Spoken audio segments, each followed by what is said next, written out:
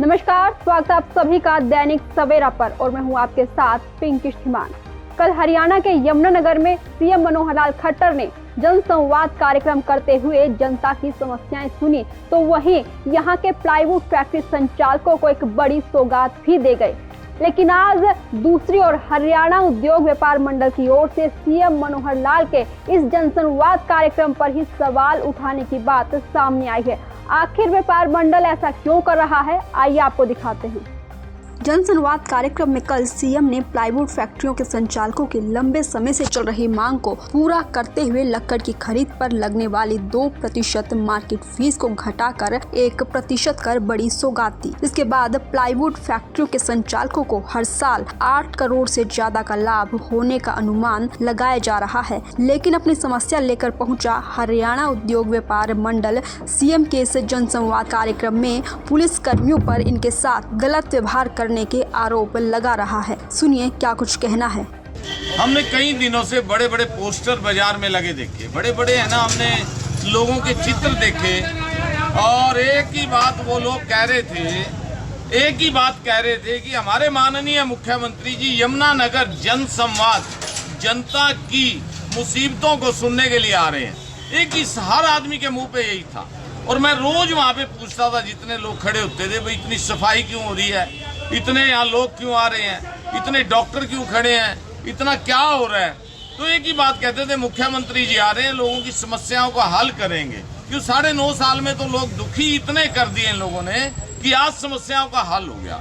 तो हम भी बड़े चाव से गए, बड़ी इज्जत से गए। जैसे ही मैंने अंदर प्रवेश किया, मेरे पास एक माननीय हमारे थानेदार साहब आए और उन्होंने मेरे को कहा, मित्तल साहब आप चलो, आपसे बात करना है बाहर चल के।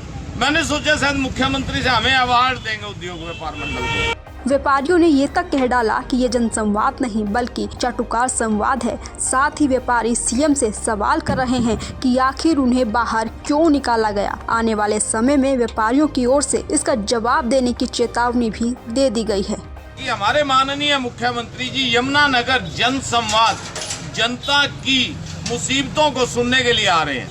एक ही हर आदमी के मुंह पे यही था और मैं रोज वहाँ पे पूछता था, जितने लोग खड़े होते थे, भाई इतनी सफाई क्यों हो रही है, इतने यहाँ लोग क्यों आ रहे हैं, इतने डॉक्टर क्यों खड़े हैं, इतना क्या हो रहा है। तो एक ही बात कहते थे, मुख्यमंत्री जी आ रहे हैं, लोगों की समस्याओं का हल करेंगे। क्यों 9.5 साल में तो लोग दुखी इतने कर दिए इन लोगों ने कि आज समस्याओं का हल हो गया। तो हम भी बड़े चाव से गए, बड़ी इज्जत से गए। जैसे ही मैंने अंदर प्रवेश किया, मेरे पास एक माननीय हमारे थानेदार साहब आए और उन्होंने मेरे को कहा, मित्तल साहब आप चलो, आपसे बात करना है बाहर चल के। मैंने सोचा शायद मुख्यमंत्री से हमें अवार्ड देंगे उद्योग व्यापार मंडल को। लेकिन बाहर आके वो कहने लगा, नुका ये ऐसा है, आप लोगों को है ना अंदर बैठने की इजाज़त नहीं है। तो मैंने कहा फिर जनसंवाद क्या है, इसको तो चाटुकारिता संवाद का नाम दिया जाए। भाई चाटुकार लोग ही अंदर बैठेंगे, बाकी किसी को अधिकार नहीं है बात करने का।